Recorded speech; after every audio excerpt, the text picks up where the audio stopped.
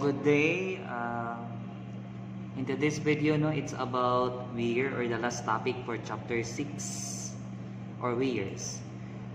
So from the book, it means weirs are overflow structures. So when you say overflow structure, so there is upstream and downstream, which is, I already discussed it with you during the topic about dams.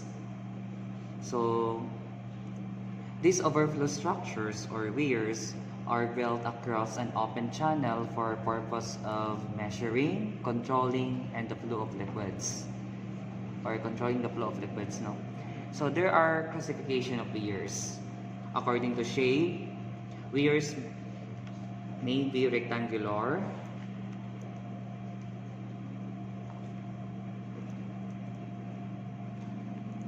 it can be triangular,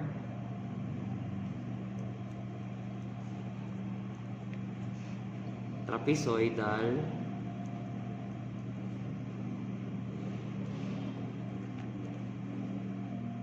circular, and lastly, parabolic,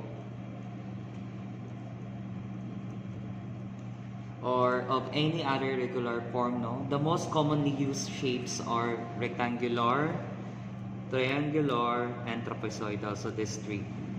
According to the form of the crest, music crest, it is the katong summit sa edge na to, mga sharp edge, no, orifice. So weirs may be sharp crested or broad crested. So ano siya specific name? Those are sharp crested and broad crested. So napan akong orifice, so it is very far from that, because it is weirs man, so overflow structure. Well, orifice, okay, kuan siya, na siya diameter. So, dili siya pwede. So, the flow over a weir may either be free or submerged. If the water surface downstream from the weir is lower than the crest, the flow is free. But if the downstream surface is higher than the crest, the flow is submerged. So there are definition of terms, so it can be found on our book. So just pour over, sa atong book. So the first is nape or nape, the overflowing stream in a weir. Second, crest of weir, the edge or top surface of a weir with which the flowing liquid comes in contact. Contracted weir, weirs having sides sharp edge, so that the nape is contacted in with or having end contractions, either one end or two ends. There's also soft pressed weir or full width weirs. Weirs having its length L being equal to the width of the channel, so that the nape suffers no end contractions. Drop down curve, the downstream curvature of the liquid surface before the weir. And head or edge, the distance between the liquid surface and the crest of the weir measured before the drop-down curve. So as you can see here, this is the illustration or path lines of flow over rectangular sharp crested. So this one, muna ang crest. So nape, this is the head, the P is the distance between the height of the crest and water surface, upstream body, downstream. There is VA, velocity approach, or mean velocity, no? So that is, those are the important notes, no, or definition of terms. So rectangular weir or suppressed.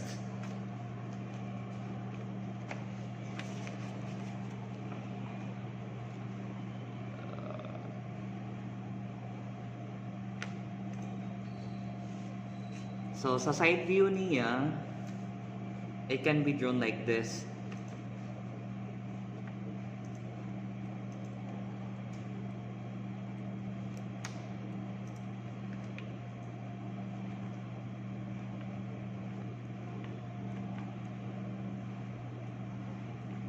And there is upstream, downstream.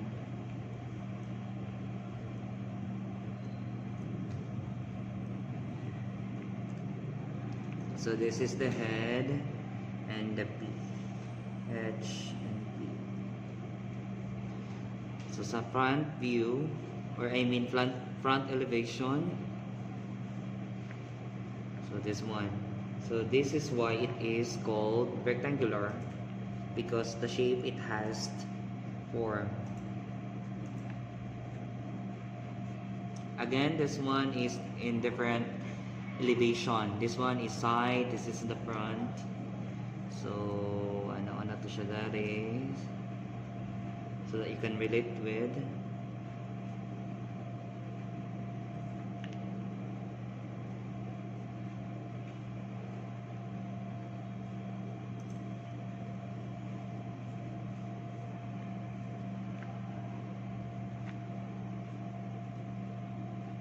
So in total, this is called depth, no?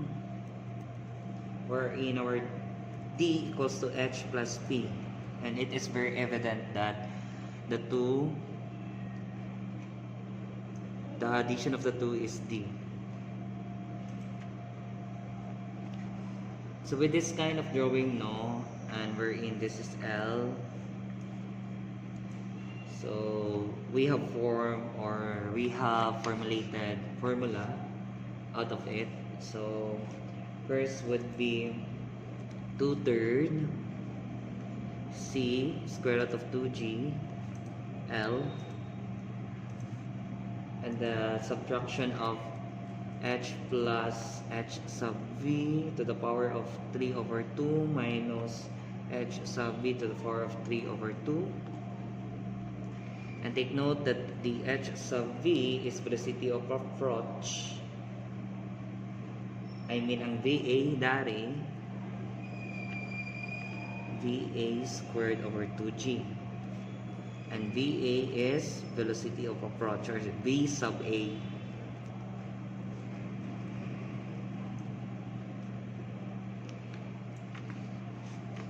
And C sub W is the wear factor.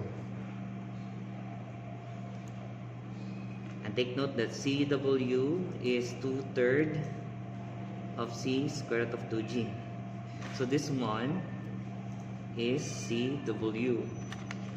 So the shortened one, or shortened empirical formula, is CWL square, times the subtraction of H plus H sub V to the power of 3/2 minus HV to the power of 3/2. So this one. If the ratio H over P is sufficiently small, the velocity of approach becomes very small, and the term H sub V to the power of 3/2 may be neglected. The discharge formula becomes QT equals to CWL H to the power of 3/2. Or simply 2/3 C square root of 2G L H to the power of 3/2.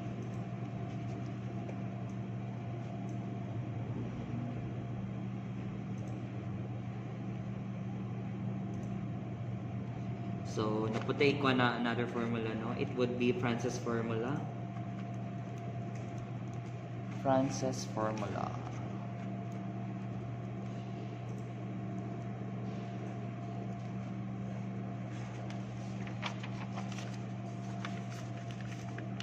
So here, the division of H and P, or H over P, should be less than 0.4. The following value of CW may be 1.84 for SI. For English is 3.33. English. There's also Reebok and Chow formula.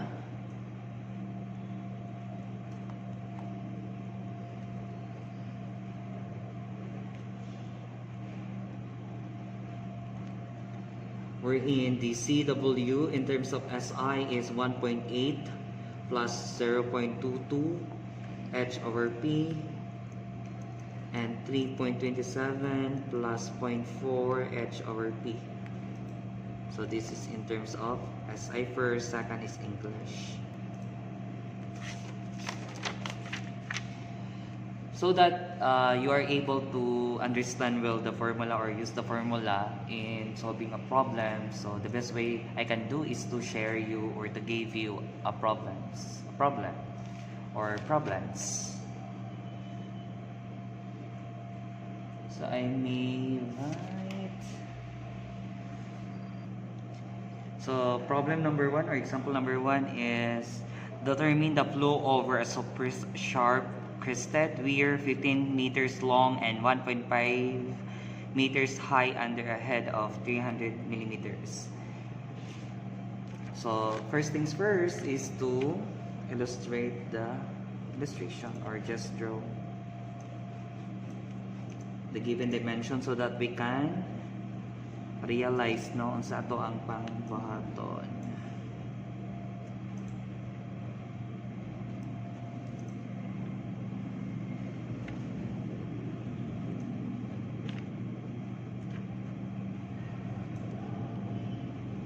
So this one is 15 meters long L.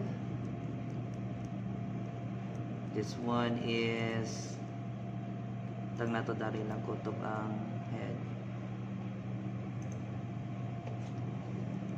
This is 300 in meters would be 0.3 meters. Millimeters ng 1.5 meters. So, ato sang kanon i-check ang H over P if less than basta 0.4 if you are planning to use the Francis formula. So, H so 0.3 over 1.5 it would be 0.2, right? So it is less than 0.4, so it is shoot sa to ang Francis formula. So the Francis formula would be using Francis formula.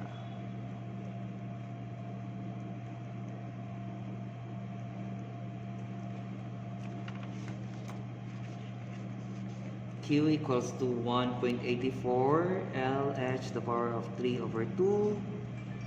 So 1.84 times 15 times 0.3 to the power of 3 over 2. Therefore, our answer is 4.54 meter per second. So this is the answer for our example number 2. I mean 1. So number 2 naman, determine the flow over a suppressed weir 3 meters long and 1.2 meters high under a head of 900 millimeter. And we are instructed to use the metric coefficient or meter coefficient meter 0.60, and also we are instructed to neglect the velocity of approach. So again and again, do not forget to draw the illustration or just illustrate, no?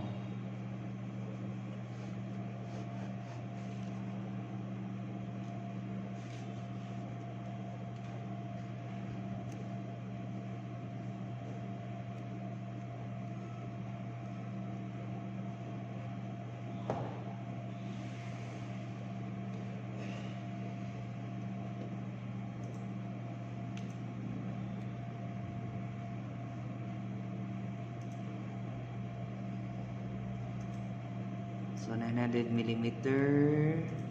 This is the P, 1.2 meters, and this is the L. This is the H, 900 or 0.90, and our length is 3 meters. So that's hatch, no? Let's do hatching sa to ang illustration so that it is evident na kani napamatuod siya na crest or weir. So check first if H over P if less than sa 0.4 so that we can use the Francis formula. If not, so let's use another formula or the main formula. So 0.90, no, kay 900 millimeter man, and in terms of meters, so 0.90, and P is 1.2, therefore our H over P is 0.75, and it is greater than the 0.4, so we are not going to use the Francis formula. So therefore, we will be using the now from this CW LH to the power of 3 over 2, and our CW is 2/3 C to the power of 2G 0.6 square root of 2 times 9.81,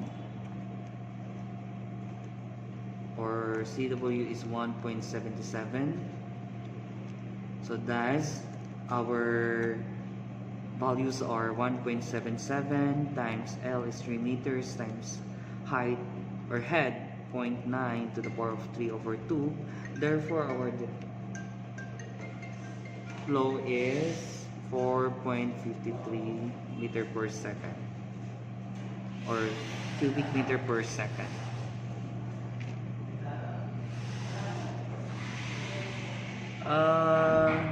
I forgot that cubic meter per second po ang 4.54. This one and this one. Okay, flow man. So the third problem or example is find the width in meters of the channel at the back of the Sapir sphere using the following data. H or head is 28.5 cm, or it is equivalent to 0.285 meters. Depth of water or T is 2.485 meters. Discharge Q is 0.84 cubic meter per second. Note that we are constructed considering velocity of approach and use from Francis formula. So it is easier, So first, let's see or check the H over P.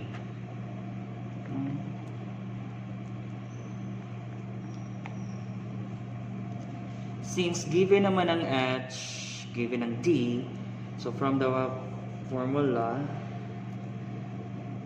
I mean D equals to H plus P, diba? So unknown si P, therefore D minus H. Si D is 2.485 meters minus ang H as 0.285, therefore our P is 2.2 meters. So back to here, so H is 0.285 over 2.2. So it is, the value is 0.13. So it is less than 0.4. So approved na Francis formula. It's a kind of verifying na we are using the Francis formula. But take note na we will concede, we are neglecting the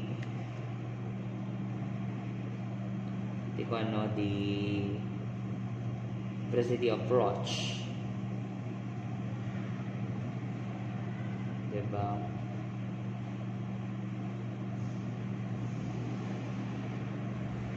So the best way to use the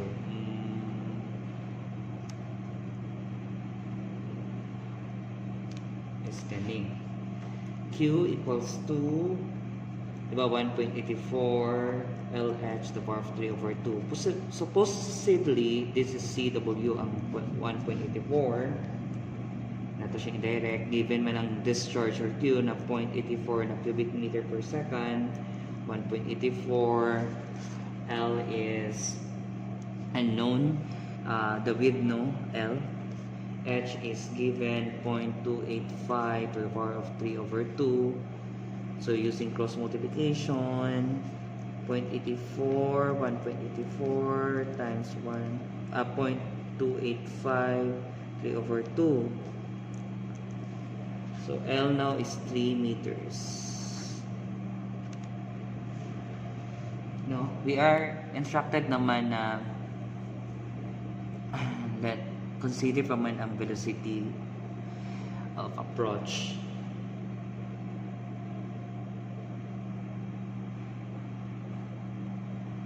If i-consider na itong velocity of approach, it turns out kasi na wala man tayo value sa L.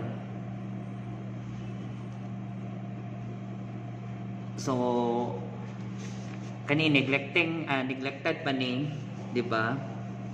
Kanina part, neglected ang velocity of approach. No? Ang VA. So that, makuha na to ang value sa VA is true. Pumatay with God. So therefore, this is just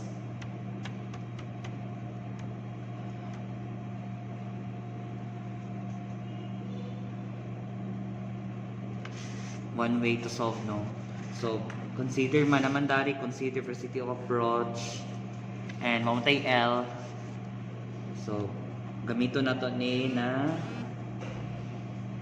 formula. Pero take note 1.84 man Francis formula. So, using Francis formula,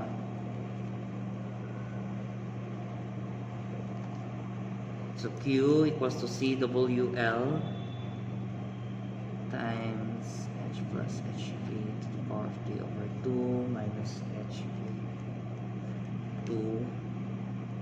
Take note, this is 1.84. L is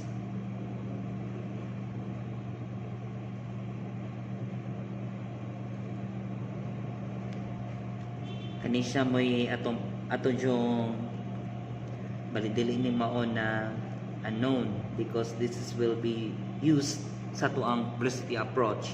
So muna ang unknown and H, capital H plus HV to the power of 3 over 2 minus HV to the power of 3 over 2.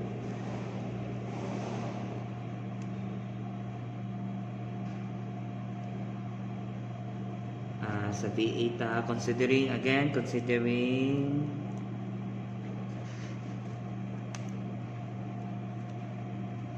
VA. So VA is 0.84 over 3 times 2.485. So asa ni gikan? Gikan ni siya sa, di ba, Q equals to AV. So V Q A, right? Ang A is the width and the depth. Width tapos depth. Okay? So it is L and T. Kinetic discharge. So that's why. So we're good with value ani. VA is 0.13 meter per second. And now naibuong po taon sa ning H sub V. So ang formula ani is, I think I already gave it to you na yung value would be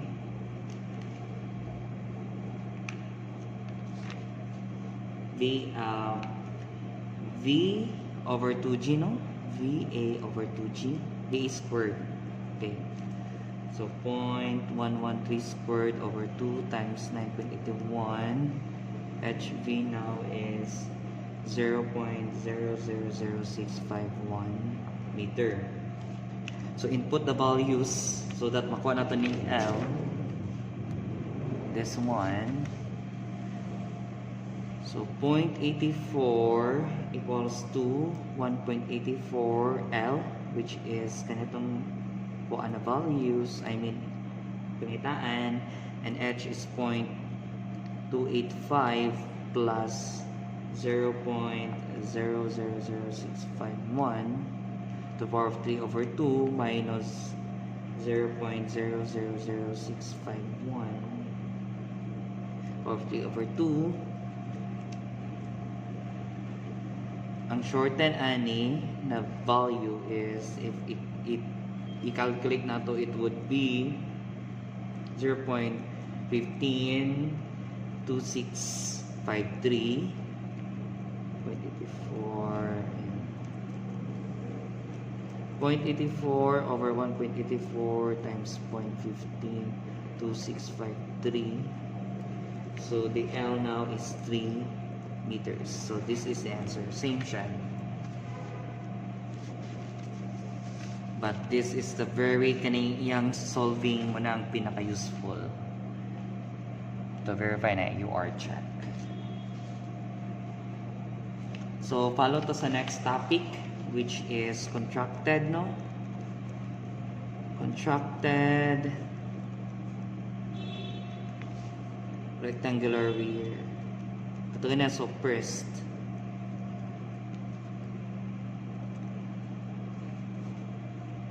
Weir. The effective length of L of a contracted weir is given. So effective length L prime, L minus 0.1 and H. So wherein L is measured length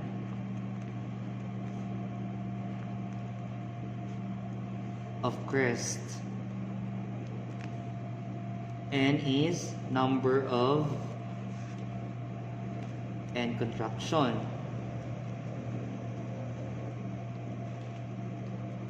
1 or 2, and H is measured head.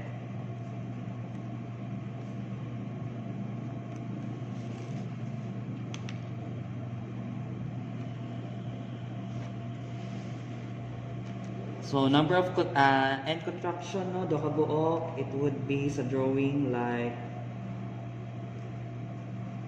nakaana siya.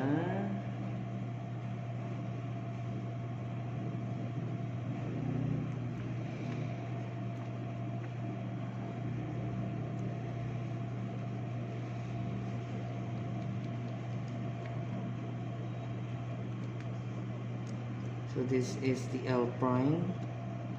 This is the L, and the ring head, the measured head. So this is 1 N, you can see, 1 N contraction, or N equals to 1. If duha,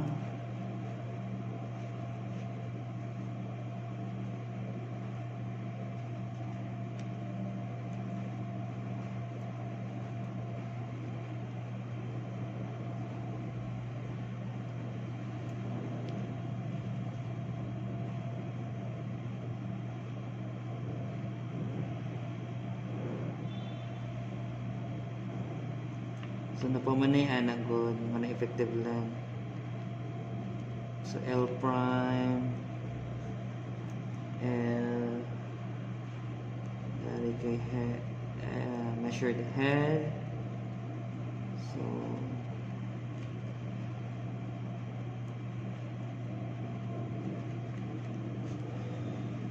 So 2 and contraction, and now equals to 2, diba?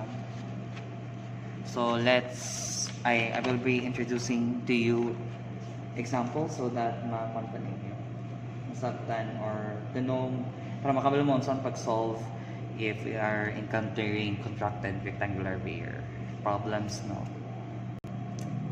So I will be giving to you an example. Isa lang only, no? Isa lang only. Isa lang. So a rectangular sharp crested weir with end contractions. So weir sa mga plural, no, contractions. So our end now is 2, is 1.4 long. How high should it be placed in a channel to maintain an upstream depth of 2.35 meters for a flow of 400 liters per second? So let's illustrate so that makuha na to.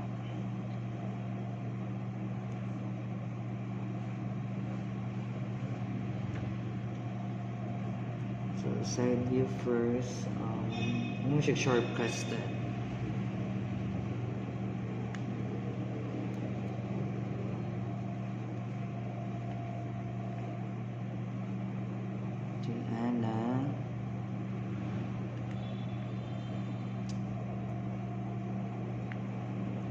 This is D, which is 2.35 meters.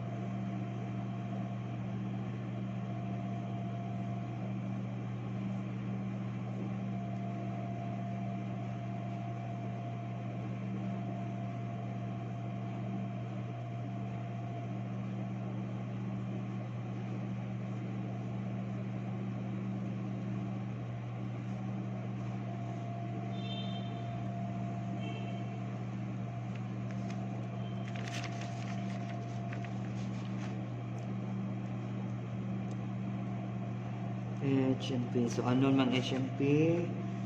So, P now is D minus H. No? So, let's use Francis formula na may effective length lang siya. 1.84 L prime effective length to power 3 over 2. Effective length is L minus 0.1 NH. Given na 1.4 ang L, 0.1 times 2 kay contractions man times H. L prime, so L prime now is 1.4 minus 0.2 H, no?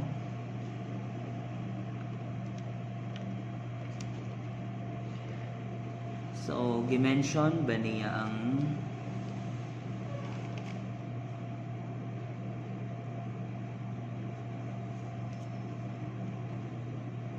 balik ta sa kuan na may given na discharge which is convert na to into 400 liters per second, so converted sa 1,000 into cubic meters, so 1 cubic meter, therefore it would be 0.40 cubic meter per second. So balik ani 0.4 equals to 1.84 times effective length 1.4 minus 0.2 H times H to the power of 3 over 2. So, distribute property, distribute 0.4, 1 point, ito na diretsyon, pati ni. So, may mo siyang 2.576 H to the power of 3 over 2 minus 0.368 to the power of squared man 3 over 2, so mahimo siyang kung i-add na to ang power, so 5 over 2 if I'm not mistaken, no? Again 1.84 H times sa 1.4 2.57 remember sa power and dali put 0.2 times 1.4 times H, so H squared times na may power daan, so 2 plus 3 over 2 is 5 over 2. So, when you do the Caltech, kung gamit itong Caltech, it turns out na 0.3 meters ang H or head. So, balik tayo na formula, P equals to T minus H. So, it is 2.35 minus 0.3, or P now is 2.05 meters.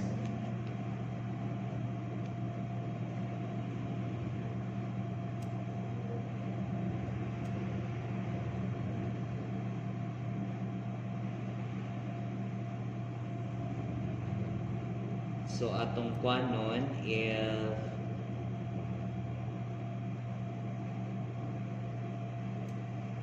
atong mga kwan kay pangitaon na to, how high should it be placed in a channel. So,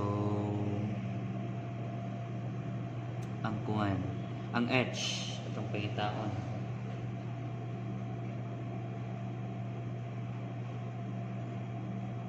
Hi.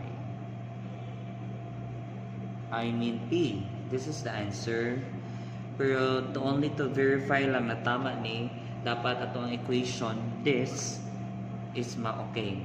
So 0.4 equals to 2.576 times 0.3 to the power of 3 over 2 minus 0.368 0.3 to the power of 5 over 2. So 0.4 imo nang kanong tanan, 0.4 po na siya. So check, no? So okay, this one is the answer. Okay, Conman, how high should it be placed in a channel to maintain an upstream of 2.35 for a flow? So 2.05.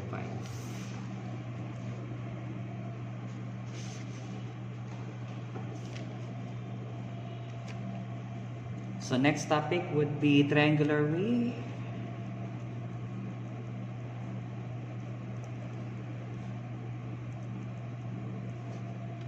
This one, or gitawag siya V-notch.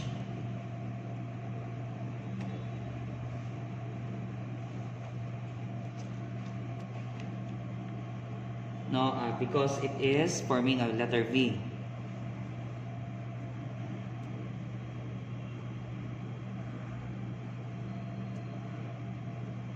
If ato siyang illustrate,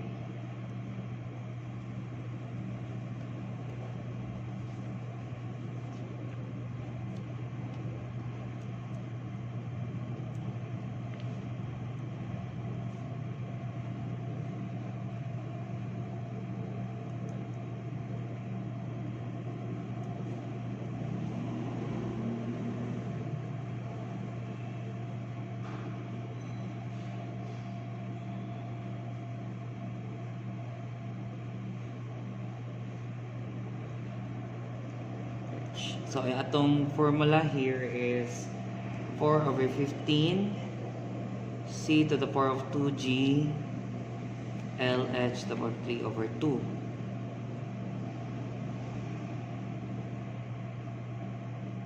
So muna ang punch niya, like ginagamit ang formula, and with all the panato formula derivation. So for triangular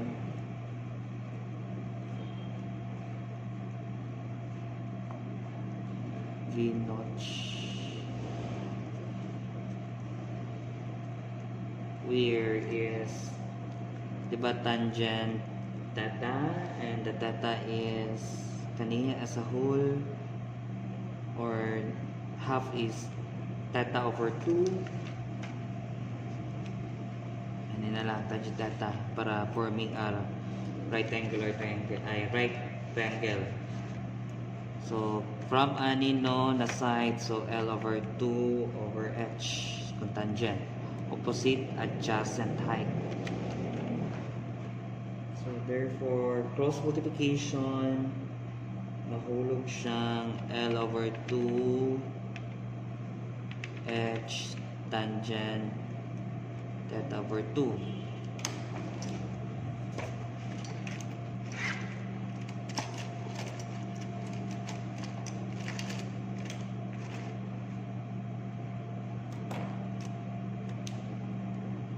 So therefore gikan ani L2 H tangent theta over 2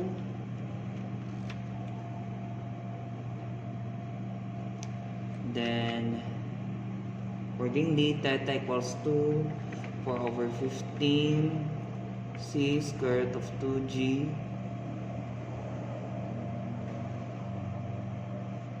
times 2H tangent theta over 2 times H over 3. So ito siya panon, it would become gikan ani no ang H saturation. So mahimo siyang Q 8 over 15 C square root of 2g tangent theta tangent theta over 2 h to the power 5 over 2. So let CW or real factor V factor 8 over 15 C square root of 2g. Or simply, kung involve ang triangular, so we can tell na kanina formula itong ginagamit or gamiton siya.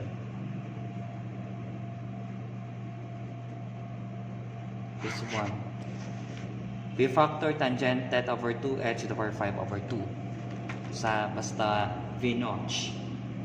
If ever man gani 90 degrees ang angle, so magkuha lang daan. Hatag-hatagan ng nakong formula daan. Or based sa book.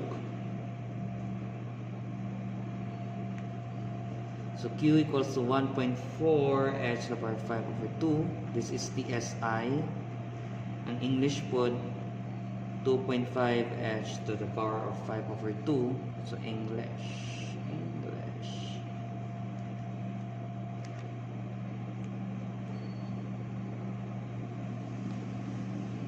No, kung imo ganining sulayan, isolve din mo ni tapos pasok ng 90, so 1.4. Siya. Remember, 90 degrees sun appear. So, example for this is... So, ang example would be, determine the discharge over a 60 degrees triangular weir under a head of 415 mm. UC 0.60. So, solution is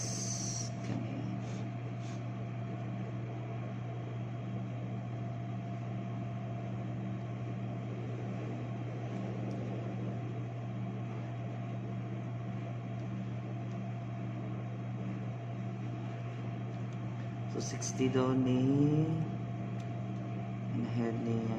So let's assume na dili siya mula pa sa tuang weir. So h is 0.45 meters. So using the Q equals to 8 over 15 C square root of 2g tangent theta over 2 h to the power 5 over 2. So 8 over 15 and C is 0.6 square root of 2 times 9.21 tangent 60 over 2 man h is 0.45 to the power 5 over 2, diba? So our Q now is 0.111 cubic meter per second. So this is the answer. So the next topics are trapezoidal weir and syphilitic weirs, no? So when you say trapezoidal weir, so from the word itself, no, trapezoid, so our weir is in the form of trapezoid, and it is composed of rectangular and two triangles, or discharge ng, duha ka right triangle. So as one, V-notch na siya, and in a center ka rectangle. So with this, no, mga discharge sa duha ka shapes or weirs, so it turns out na ang kani manato ang formula, or in short kani. So move ta sa syphilitic weirs or trapezoidal weirs with side slope of 1 horizontal. So kani horizontal and vertical is 4. So these are constant formulas, no? So I just want you to be reminded ng theta over 2 is not exactly na 75.96 of divided by 2. Ang iyang label, din since naanad manggutag kuan, as well as pwede ta maka-change ani, we can put like alpha, pwede pa siya alpha. Pero P over 2, just remember na ang angle is 14.4 kani. Ang labeling lang ba? And ang Q is 1.8859 LH over 2. if SI, if English is 3.37 LH to the power of 3 over 2.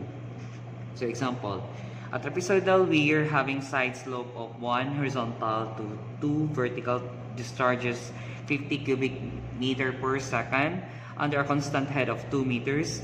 Find the length of the weir assuming C equals to 0.60. So our solution is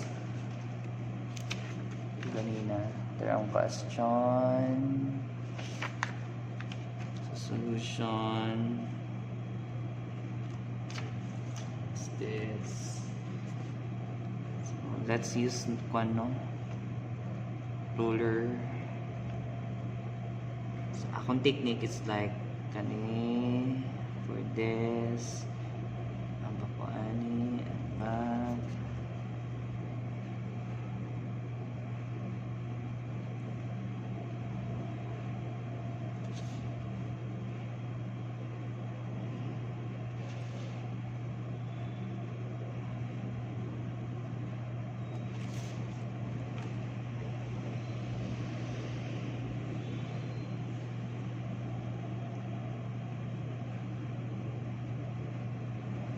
So again, this is not sipulity kay 4 man and 2 man ang vertical ko.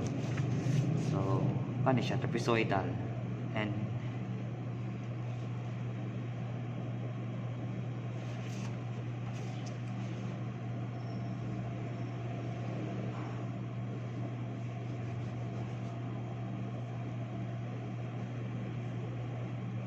so 2 meters, that is pi over 2.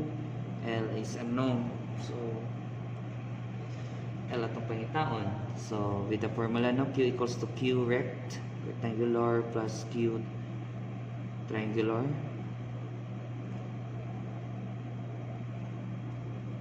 Kanina formula, so Q equals to 2/3 C squared of 2G LH to the power of 3 over 2 plus 8 over 15 C square root of 2G tangent theta over 2 H to the power of 5 over 2.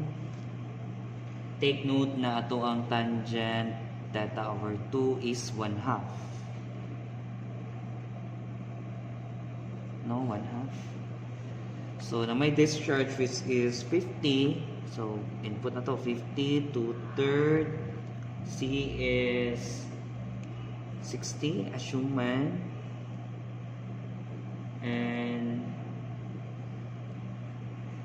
square root of 2 times 9.81, L unknown, H is 2 to the power of 3 over 2 plus 8 over 15 times 0.60, square root of 2 times 9.81. Tangent theta over 2 is 1 over 2. Man, H is 2 to the power of 5 over 2. So 50 equals to kani shorten ani, I mean value would be 5.011 L plus value ani, it is 4.009. So 50 minus 4.009, 5.011 L, cross multiply, so 50 minus 4.009 over 5.011. So our L now is 9.178 meters. So this is the answer. So that's all about weir, and hoping that you have absorbed something from this topic. And medyo it takes logic jud to understand this. But I am rooting to you for you to observe everything that I have discussed with. So thank you for listening and have a great day.